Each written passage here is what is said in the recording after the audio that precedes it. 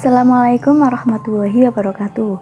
Perkenalkan, nama saya Ayu Friata Rohali dengan NIM 20080360024 dari kelas Kimia 2B Fakultas Sains dan Teknologi UIN Songo Semarang.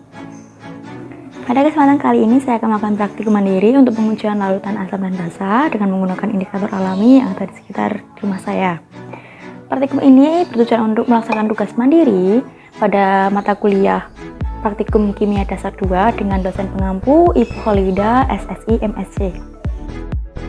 Tujuan dari praktikum ini adalah pertama, praktikan dapat membuat indikator alami dari bahan alam sekitar, dan yang kedua, praktikan dapat mengidentifikasi larutan yang bersifat asam, basa, dan netral. Pada praktikum ini terdapat dasar teori. Praktikan menggunakan dua indikator alami untuk menguji larutan asam dan basa.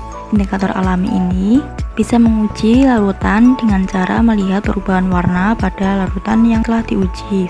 Pada indikator kunyit bubuk, indikator alami pada ekstrak kunyit ini akan memberikan warna kuning cerah jika diteteskan pada larutan asam, dan jika diteteskan pada larutan basa akan menghasilkan warna merah. Yang kedua, ada bunga sepatu.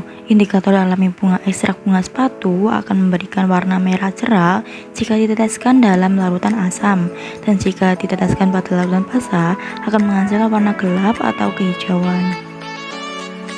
Alat-alat yang akan digunakan ada 2 buah wadah, 6 gelas plastik, alat pengaduk, 3 buah sendok plastik, cobek dan ulek.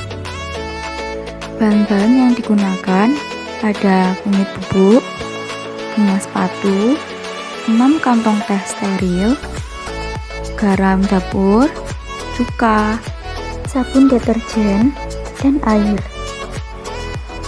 Proses pertama yang dilakukan adalah pembuatan larutan. Praktikan membuat 3 larutan. Yang pertama adalah larutan garam yang terbuat dari garam dapur, yang kedua ada cuka, dan yang ketiga adalah larutan sabun deterjen. Ketiga larutan ini akan digunakan sebagai bahan pengujian manakala larutan yang bersifat asam, basa, dan netral.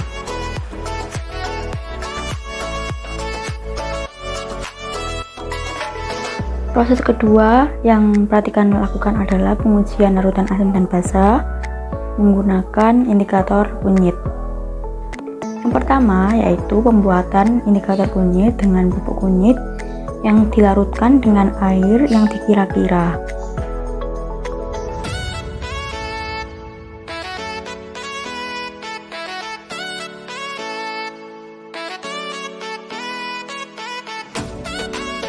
Setelah larutan indikator kunyit jadi, dimasukkan 3 buah kantong teh dan ditekan hingga larutan menyerap pada kantong teh.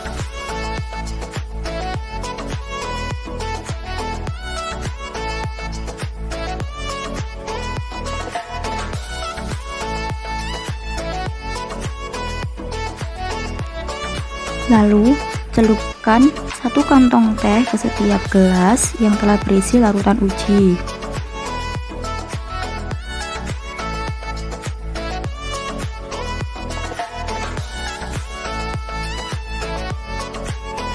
Diperhatikan perubahan warna yang terjadi pada masing-masing larutan, juga pada kantong teh setelah proses dilakukan. Berikut hasilnya. Pada proses yang ketiga yaitu pengujian menggunakan indikator bunga sepatu. Sebelum dilakukan pengujian, terlebih dahulu membuat larutan indikator bunga sepatu dengan cara menghaluskan bunga sepatu dengan sedikit air, lalu ditambahkan air hingga terbentuk ekstrak bunga sepatu.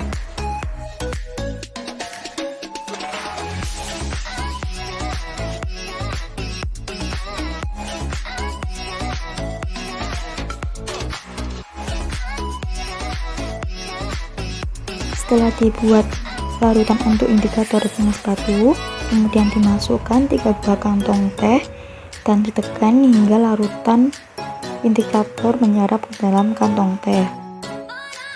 Lalu celupkan 1 kantong teh ke setiap gelas yang berisi larutan uji.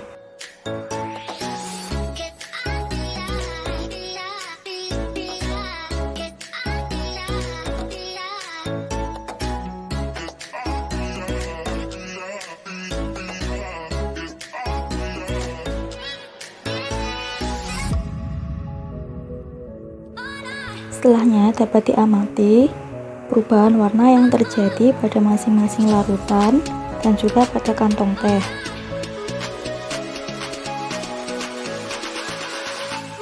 Berikut hasilnya. Pada praktikum ini didapat kesimpulan bahwa yang pertama, cuka bersifat asam terbukti dengan perubahan warna saat dengan indikator kunyit menjadi kuning terang dan dengan indikator bunga sepatu menjadi merah.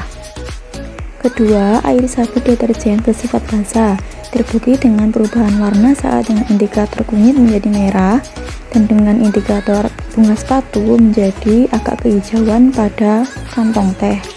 Yang ketiga, air garam bersifat netral terbukti dengan tidak adanya perubahan warna pada kedua indikator alami. Sekian praktikum sederhana tentang larutan asam dan basa dari saya. Mohon maaf bila banyak kesalahan.